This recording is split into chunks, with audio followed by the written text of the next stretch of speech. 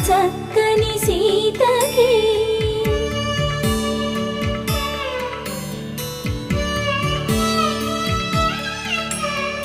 ఎర్ర జాబిలి చేయి రాముడేడని అడుగుతుంటే చూడలేదని పెదవి చెప్పే చెప్పలేమని కనులు చెప్పే నల్ల పూసైన